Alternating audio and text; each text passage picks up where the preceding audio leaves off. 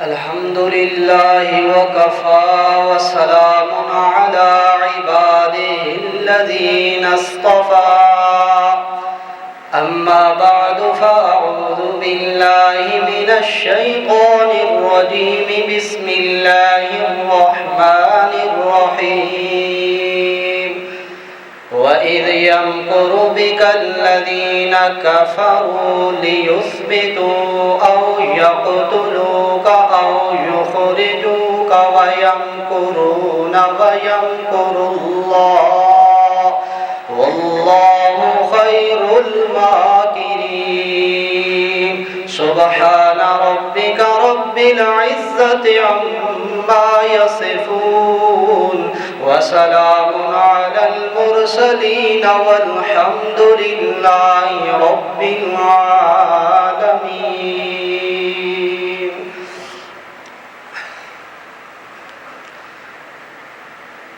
استاذی مکرم سیرت کے عنوان سے گفتگو فرما رہے تھے۔ میں بھی سیرت النبی کے حوالے سے جو ٹائم باقی بچا ہے آپ کے گوش گزار چند باتیں کروں گا۔ ماہ رجب کا مبارک مہینہ ہے اور اس مہینے کے اندر تاریخ اسلام کے اندر ایک عظیم الشان واقعہ پیش آیا۔ اس ماہ رجب کے مبارک مہینے میں امام الانبیاء صلی اللہ علیہ وسلم نے اپنا آبائی وطن چھوڑ کر مدینہ منورہ کے اندر رخ فرمایا، جسے ہجرت رسول کہا جاتا ہے۔ تو اس نسبت کے حوالے سے اسی کے اوپر چند باتیں میں عرض کروں گا۔ ہجرت رسول امام الانبیاء صلی اللہ علیہ وسلم نے جس وقت مکہ المکرمہ کے اندر آپ کو ستایا گیا، مکہ المکرمہ کے اندر صحابہ کرام کے اوپر ظلم و ستم کے پہاڑ ڈھائے گئے، مکہ کے اندر آپ کے ساتھیوں کا رہنا مشرکین مکہ نے مشکل بنا دیا۔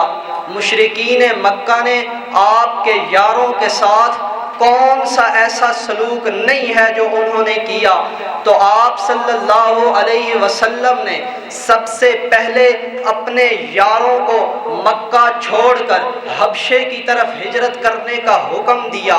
جب صحابہ کرام مکہ چھوڑ کر حبشہ چلے گئے، پھر کچھ عرصے کے بعد اللہ نے اپنے محبوب کو بھی مکہ چھوڑنے کا حکم کر دیا کہ میرا محبوب اب مکہ آپ بھی چھوڑ دیجئے اور اپنے جو باقی ساتھی بچے ہیں ان کو بھی لے کر مدینہ کی طرف اپنا رخ کر لیجئے۔ مکہ المکرمہ اپنا آبائی وطن چھوڑنا یہ کوئی آسان کام نہیں تھا، یہ کوئی اتنا آسانی کا معاملہ نہیں تھا جو اللہ نے اپنے پیغمبر کو حکم کیا۔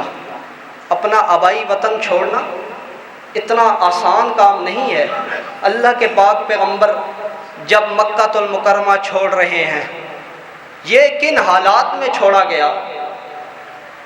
مشرکین مکہ نے ایک میٹنگ بلائی، بڑے بڑے سردار ابو جہل، ابو لہب، جس وقت یہ سارے اکٹھے ہوئے کہ کوئی ایسی ترکیب سوچی جائے، کوئی ایسا منصوبہ تیار کیا جائے کہ یہ اسلام دن بدن پھیل رہا ہے، یہ اسلام دن بدن ترقی کر رہا ہے، اللہ کے پاک پیغمبر دن بدن اسلام کی جو دین کی دعوت ہے وہ پھیلا رہے ہیں۔ کوئی ایسا منصوبہ تیار کیا جائے، کوئی ایسا طریقہ سوچا جائے کہ اس دعوت کو بھی روکا جا سکے اور اللہ کے پاک پیغمبر صلی اللہ علیہ وسلم کو بھی معاذ اللہ ختم کیا جا سکے۔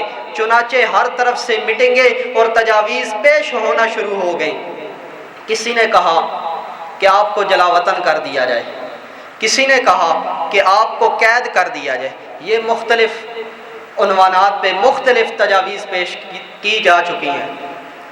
لیکن شیخ نجدی جو شیطان کی شکل کے اندر آیا ہوا تھا، بہت بڑا بزرگ، پگڑی باندھ کر اور سفید داڑھی لے کر، شیطان شیخ نجدی کا جو صورت ہے وہ اختیار کر کے آیا ہوا تھا، اسے کوئی بھی ترکیب پسند نہ آئی۔ چنانچہ اللہ کے قرآن نے اس منصوبے کا ذکر کیا ہے، فرمایا وَإِذْ يَمْكُرُ بِكَ الَّذِينَ كَفَرُوا لِيُثْبِتُوكَ أَوْ يَقْتُلُوكَ أَوْ يُخْرِجُوكَ وَيَمْكُرُونَ وَيَمْكُرُ اللَّهُ۔ جس وقت مشرکین مکہ منصوبہ بنا رہے ہیں کہ آپ کو معاذ اللہ جلا وطن کر دیا جائے، آپ کو قید کر دیا جائے، آپ کو کسی ایسی جگہ کے اندر قید کر دیا جائے کہ تاکہ یہ ساری دعوت کا سلسلہ رک سکے، تو شیخ نجدی جو شیطان بن کے آیا ہوا تھا وہ کہنے لگا اگر آپ نے ان کو قید کر دیا تو ان کے یار بڑے پر اثر ہیں، ان کے یار آپ سے بڑے محبت کرتے ہیں، ان کے یار آپ پہ جان نشاور کرنا چاہتے ہیں، لہٰذا اگر آپ کو قید کر دیا گیا تو یہ سارے مل کر آپ کو چھڑانے کی کوشش کریں گے، یہ سارے مل کر آپ کو وہاں سے نکالنے کی کوشش کریں گے، لہٰذا یہ منصوبہ بھی تمہارا کامیاب نہیں ہو سکتا، آپ ان کو قید نہ کریں۔ اور دوسرا منصوبہ جو تم پیش کر رہے ہو کہ ان کو جلا وطن کر دیا جائے، ان کو اس علاقے سے نکال دیا جائے، تو سنو میری بات، یہ محمد الرسول اللہ صلی اللہ تعالی علیہ وسلم، اللہ نے ان کی زبان میں اتنی مٹھاس رکھی ہے کہ جس جگہ پر بھی یہ چلے جائیں، جس جگہ پر بھی یہ اپنا مسکن بنا لیں، ان کی زبان کے اندر اللہ نے قدرتی طور پر اتنی تاثیر رکھی ہے، جس وقت یہ زبان کا جادو چلاتے ہیں تو یہ سارے لوگ ان کی دعوت قبول کرنے سے نہیں رہ سکتے، چنانچہ اگر کسی ایسے علاقے میں یہ چلے بھی جائیں وہاں پر یہ دین کا کام شروع کر دیں گے، وہاں پر یہ دعوت کا کام شروع کر دیں گے، وہاں پر یہ اللہ کی دین کی سربلندی کا کام شروع کر دیں گے، وہاں پر بھی یہ ایک ایسی جماعت تیار کر لیں گے جو ہمارے مقابلے کے اندر آ جائے گی، جو ہمارے ساتھ مقابلہ کرنے کے لیے تیار ہو جائے گی، لہٰذا یہ منصوبہ بھی تمہارا فیل ہو چکا ہے۔ جب یہ سارے منصوبے پیش کیے گئے اور شیخ نجدی نے یہ سارے منصوبے فیل کر دیے تو آخر میں ابو جہل اٹھا، کہنے لگا اب میں تمہیں ایسا منصوبہ بناتا ہوں، ایسا منصوبہ پیش کرنے لگا ہوں جس منصوبے کے بعد کوئی تجویز پیش کرنے کی ضرورت نہیں پڑے گی، جس منصوبے کے بعد کوئی منصوبہ پیش کرنے کی ضرورت نہیں پڑے گی۔ سارے لوگ ابو جہل کی طرف متوجہ ہوئے، کیا کہنا چاہتا ہے؟ ابو جہل کہنے لگا سارے قبیلوں کے نوجوان کھڑے ہو جاؤ، سارے قبیلے اٹھو، ہر قبیلے کا ایک نوجوان کھڑا ہو جائے اور سارے قبیلوں کا ایک نوجوان مل کر یہ 9 قبیلے بنتے ہیں اور نوجوان اکٹھے ہو جائیں اور 9 نوجوان اکٹھے ہو کر اللہ کے محبوب کو اس دنیا سے ختم کر دیا جائے،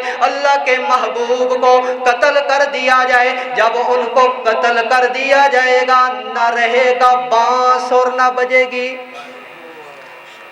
تو یہ منصوبہ میں تمہیں بتاتا ہوں، اس منصوبے کے اوپر عمل کرو اور ایک بندہ قتل نہ کرے، سارے بندے مل کر یہ کام کریں، تاکہ 9 قبیلے ہوں گے تو اگر بنو ہاشم 9 قبیلوں کے ساتھ بیک وقت اکٹھے تو جنگ نہیں کر سکتے، لہٰذا وہ دیت کا مطالبہ کریں گے، قصاص کا مطالبہ کریں گے، تو ہم سب مل کر دیت ادا کر دیں گے اور اس طرح ہماری جان بھی چھوٹ جائے گی اور یہ معاملہ بھی ہمارا کامیاب ہو جائے گا۔ توجہ ہے؟ بولتے نہیں ہیں، توجہ ہے؟ سو تو نہیں رہے، جاگ رہے ہیں؟ جو جاگ رہے ہیں وہ ذرا کہیں سبحان اللہ۔ جس وقت ابو جہل نے یہ منصوبہ پیش کیا، ابو جہل کی یہ تجویز سامنے آئی، جب یہ ساری میٹنگ ہو گئی، اللہ نے اپنے پیغمبر کو جبریل کے ذریعے بذریعہ وحی اطلاع کر دی، میرا پیغمبر آپ یہاں آرام سے بیٹھے ہوئے ہیں، آپ کے خلاف میٹنگیں چل رہی ہیں، آپ کے خلاف منصوبہ بندی ہو چکی ہے، آپ کو قتل کرنے کے لیے لوگ تیار ہو چکے ہیں، آپ کو قتل کرنے کے لیے نوجوان تیار ہو چکے ہیں۔ اللہ کے پاک پیغمبر فرماتے ہیں اللہ اب ہمارے لیے کیا حکم ہے؟ اللہ فرماتے ہیں میرا پیغمبر چھوڑ دے مکہ، اب یہاں پر مشرکین مکہ نے آپ کا رہنا دشوار کر دیا ہے، مشرکین نے یہاں پر آپ کا رہنا تنگ کر دیا ہے، میرا پیغمبر اس علاقے کو چھوڑ دے۔ اللہ کے محبوب اپنے گھر میں تشریف فرمائے، آپ کے ساتھ حضرت علی المرتضیٰ بھی تشریف فرمائے۔ اللہ کے محبوب نے حضرت علی کو فرمایا اے میرا علی حق کا ولی، تو نے کیا کرنا ہے؟ یہ میرا بستر ہے، اس بستر پہ لیٹ جا، یہ جو باہر کافر کھڑے ہوئے ہیں، یہ جو باہر منافق کھڑے ہوئے ہیں، یہ جو باہر مشرکین کھڑے ہوئے ہیں، ان کی امانتیں میرے پاس ہیں، اے میرا علی یہ میں امانتیں تیرے سپرد کر رہا ہوں، یہ رات تو نے میری بستر پر گزارنی ہے، اور صبح یہ جو امانتیں ہیں یہ ان کافروں کے حوالے کر کے تو بھی ہمارے پیچھے آ جانا، لیکن میرا علی رات تو نے میرے بستر پر گزارنی ہے۔ یہ حضرت علی کا ہی کام ہے، حضرت علی جیسے بہادر کا کام ہے کہ اس رات میرے محبوب کے بستر پر سونا کوئی آسان کام نہیں تھا، اس رات میرے محبوب کے بستر پر کوئی پھولوں کی سیج نہیں تھی، بلکہ موت کے بستر پر سونا تھا، کیونکہ اسی بستر والے کو تو وہ قتل کرنا چاہ رہے تھے۔ چنانچہ حضرت علی رضی اللہ تعالی عنہ فرماتے ہیں میں جب رات اس بستر پر لیٹا مجھے اتنی مزے کی نیند آئی کہ ساری زندگی مجھے ایسی نیند نہیں آئی، کیونکہ میرے محبوب کا بستر ہے۔ اللہ نے اپنے محبوب کو فرمایا کہ میرا محبوب یہاں سے ہجرت کرنی ہے، چنانچہ میرے پیغمبر نے مکہ والوں کی امانتیں، کافروں کی امانتیں حضرت علی کے سپرد کی۔ توجہ، لیکن اللہ نے اپنی امانت کس کے سپرد کرنی ہے؟ اللہ کے محبوب فرماتے ہیں اللہ مکہ والوں کی امانتیں تو میں نے حضرت علی کے حوالے کر دی، اب میں نے کہاں جانا ہے؟ اللہ کے محبوب کو اللہ حکم دیتے ہیں میرا پیغمبر سیدھا جا حضرت ابو بکر کے دروازے پر۔ مکہ والوں کی امانتیں حضرت علی کے سپرد اور اللہ کی امانت حضرت ابو بکر کے سپرد۔ آج لوگ ابو بکر کو کافر تک کہہ رہے ہیں، آج لوگ ابو بکر پہ انگلیاں اٹھا رہے ہیں، آج لوگ ابو بکر پر تنقید کر رہے ہیں۔ ابو بکر کے دین پر اتنے احسانات ہیں، اگر ساری دنیا بھی مل کر ابو بکر کے احسانوں کو مٹانا چاہے، احسانات کا بدلہ دینا چاہے تو قیامت آ جائے گی، لیکن قیامت کی صبح تک ابو بکر کے احسان کا بدلہ نہیں جھکایا جا سکتا۔ ہم کون ہوتے ہیں احسانات کا بدلہ دینے والے؟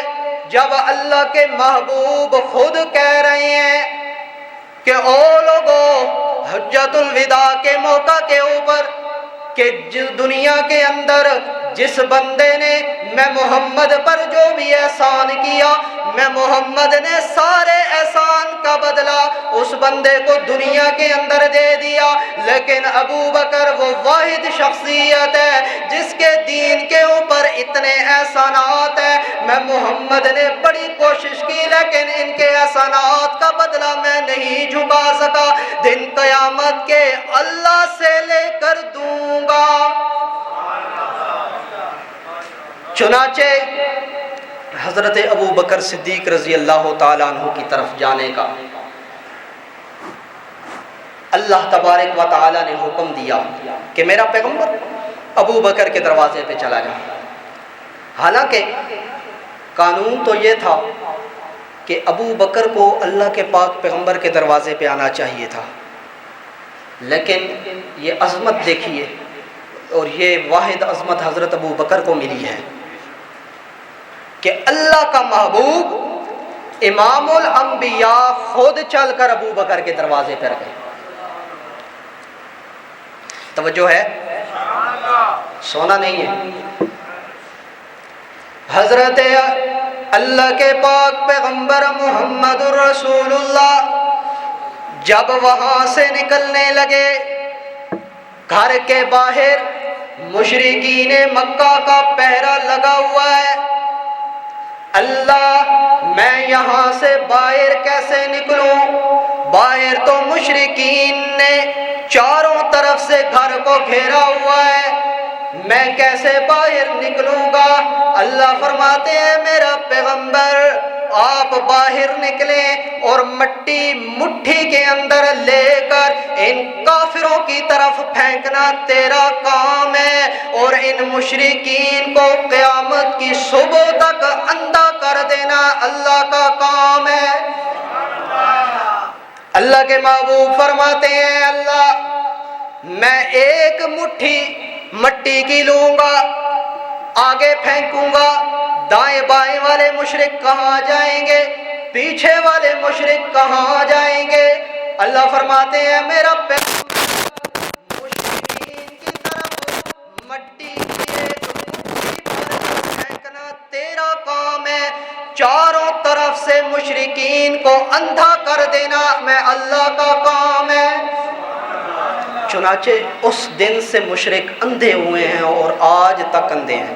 کہتے ہیں اللہ کے نبی حاضر ناظر تو ہیں لیکن ہمیں نظر اس دن بھی نظر نہیں آئے تھے۔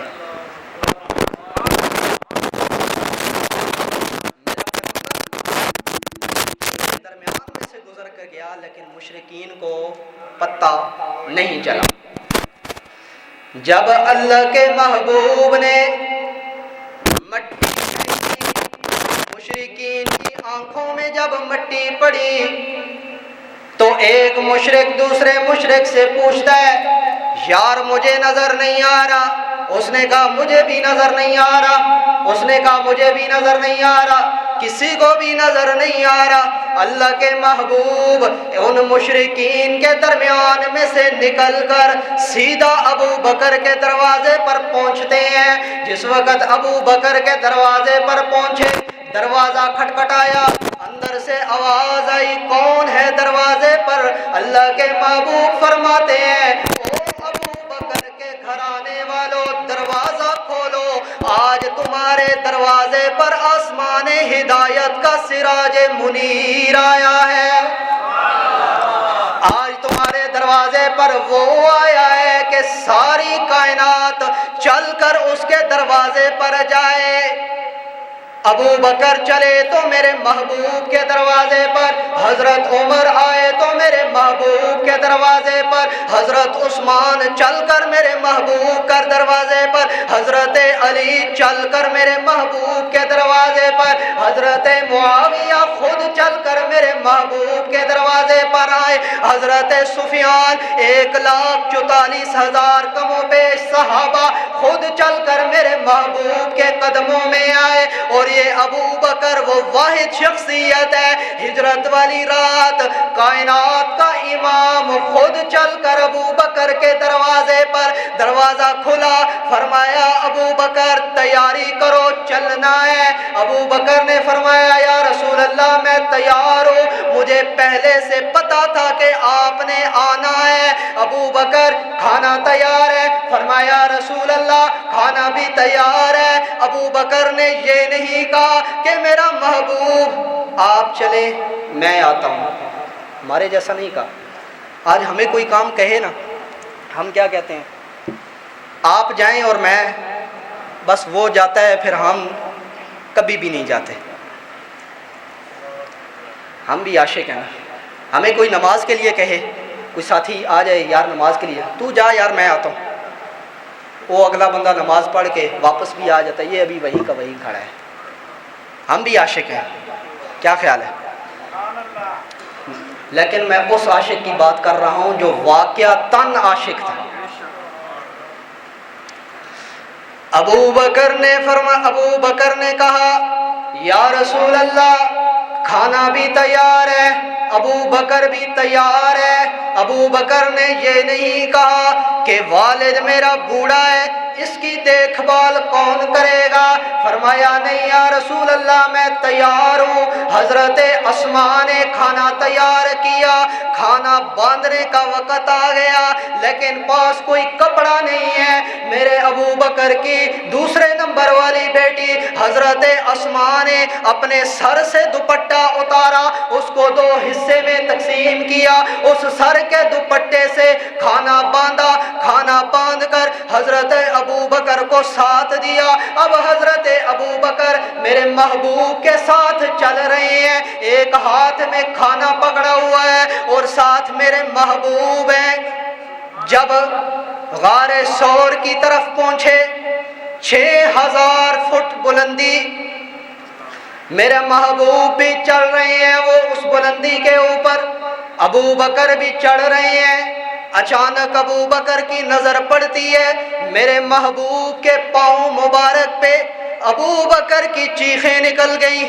فرمایا یا رسول اللہ آپ کے پاؤں مبارک زخمی ہو چکے ہیں۔ فرمایا ابو بکر کیا کرنا چاہیے؟ فرمایا یا رسول اللہ آج سواری کوئی نہیں، ابو بکر کے کندھے حاضر ہیں۔ یا رسول اللہ سوار ہو جائیے۔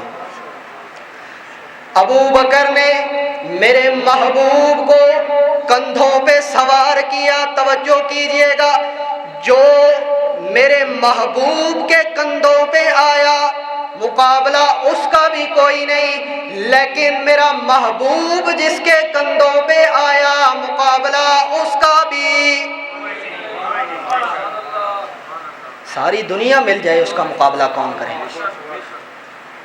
اور یہ سعادت صرف حضرت ابو بکر کو حاصل ہے۔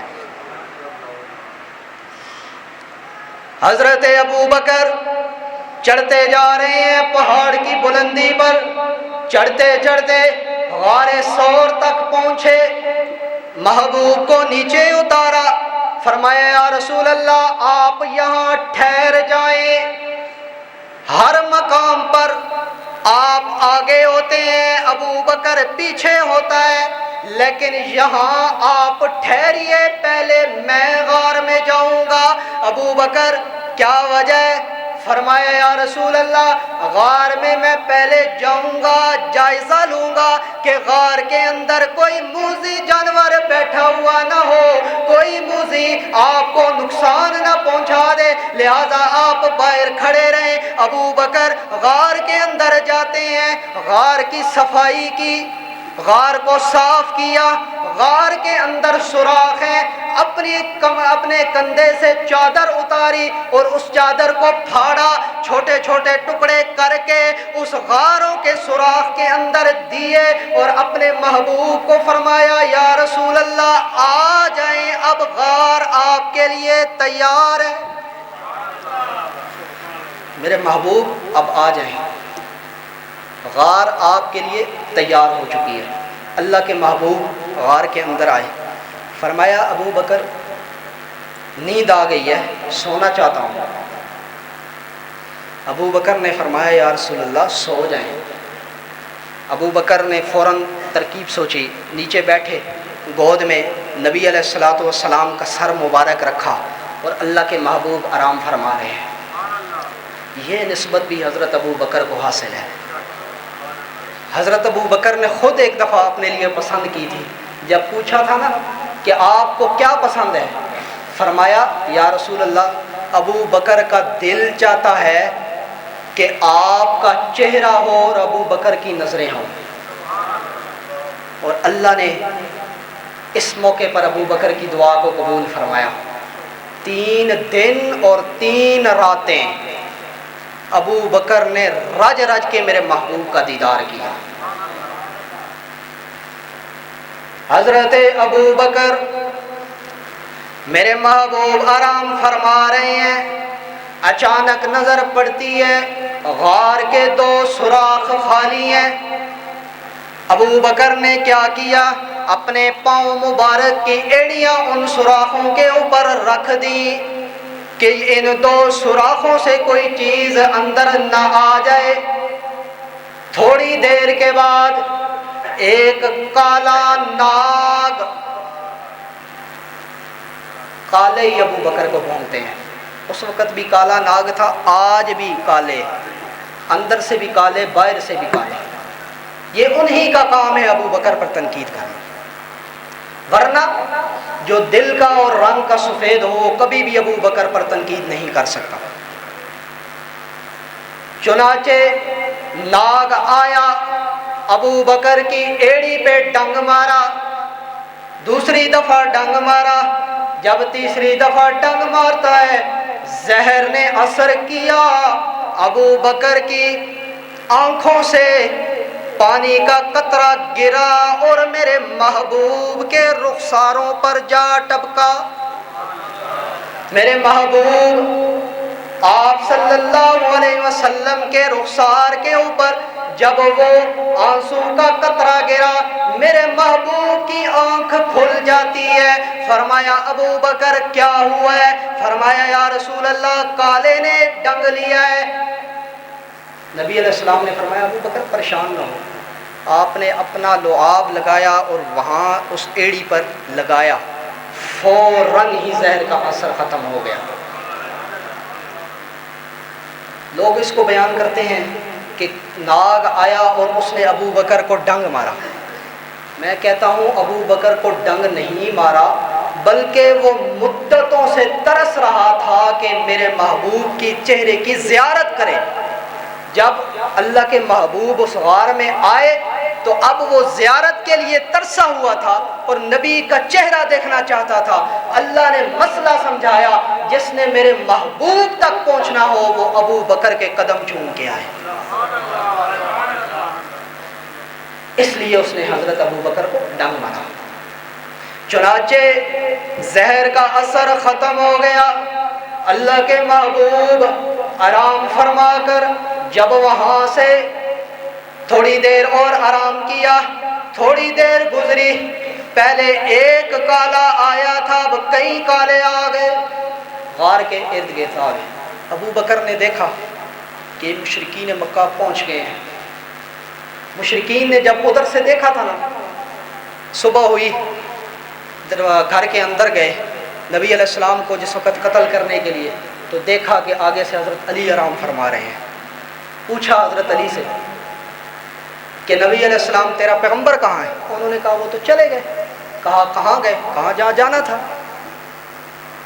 انہوں نے کہا کہاں گئے؟ فرمایا جدھر جانا تھا چلے گئے. وہ وہاں سے نکلے.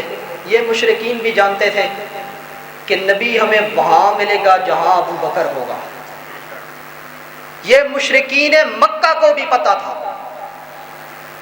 چنانچہ انہوں نے کہا اب اللہ کے نبی مل سکتے ہیں تو وہ ابو بکر کے دروازے سے مل سکتے ہیں. چنانچہ ابو جہل یہ سارے آئے حضرت ابو بکر کے دروازے پہ. دروازہ کھٹکھٹایا، اندر سے حضرت اسماء نکلی. فرمایا تیرا بابا کہاں ہے؟ یہ نہیں پوچھا کہ نبی کہاں. اب دیکھیے سوال کرنے کا انداز دیکھیے. یہ نہیں پوچھا کہ اللہ کے محبوب کہاں ہیں، پوچھا کہ تیرا بابا کہاں ہے. حضرت اسماء نے کہا وہ تو چلے گئے. اس نے کہا کہاں؟ فرمایا جہاں جانا تھا. راز تو انہوں نے بھی آؤٹ نہیں کیا نا، چھوٹی بچی ہے، لیکن یہ وہ بھی جانتی ہے کہ راز آؤٹ نہیں کرنا، اس کو بھی پتہ ہے. اس نے پوچھا کہاں گئے؟ فرمایا جہاں جانا تھا. تو ابو جہل نے ایک دو دفعہ پوچھا، جب نہیں بتایا تو اس نے حضرت اسماء کے چہرے پر تھپڑ دے مارا۔ تو جو ساتھ تھے انہوں نے ابو جہل کو کہا لخ لعنت ہے تیرے اوپر، چھوٹی سی بچی پر ہاتھ اٹھاتا ہے، چھوڑ اس کو۔ چنانچہ وہ قدموں کے نشان دیکھتے دیکھتے گئے اور سیدھا غار ثور پر وہاں پر جا کر گئے تو اللہ نے اپنے محبوب کو بچانے کا بندوبست کیا۔ غار کے منہ کے اوپر اللہ نے مکڑی کو فوراً حکم دیا کہ دستی ایک جالا بناؤ۔ مکڑی نے جالا بنایا، کبوتر کو کہا اس جالے کے اندر انڈے دے دو، اس نے انڈے دیے۔ اب یہ کالے سارے وہاں پر پہنچ گئے۔ حضرت ابو بکر نے دیکھا کہ یہ تو آ گئے ہیں، پریشان ہو گئے۔ اللہ کے محبوب فرماتے ہیں ابو بکر پریشان کیوں ہے؟ فرمایا یا رسول اللہ پریشان اس لیے ہوں کہ یہ مشرکین آ گئے ہیں جن سے بچ کر ہم نے یہاں پر پناہ لی ہے، وہ یہاں بھی آ گئے ہیں۔ اللہ کے محبوب فرماتے ہیں ابو بکر پریشان نہ ہو، لا تحزن ان اللہ معنا۔ ابو بکر پریشان نہ ہو، اللہ ہمارے ساتھ ہے، اللہ ہمارے ساتھ ہے، اللہ ہمارے ساتھ ہے، اللہ ہماری حفاظت کرے گا۔ چنانچہ مشرکین مکہ باہر خسر پسر کر رہے ہیں کہ یہاں کوئی بندہ اگر ہوتا، یہ نشانی چیک کر لو، اگر گیا ہوتا تو یہ مکڑی کا جالا تو کم سے کم ٹوٹتا، کبوتروں کے انڈے تو کم سے کم ٹوٹتے، لہٰذا اس سے پتہ چلتا ہے کہ یہاں کوئی نہیں گیا۔ واقعہ تو بہت لمبا ہے لیکن ٹائم ختم ہو گیا ہے، انشاءاللہ پھر کبھی زندگی باقی، ملاقات باقی۔ وآخر دعوانا الحمدللہ رب العالمین۔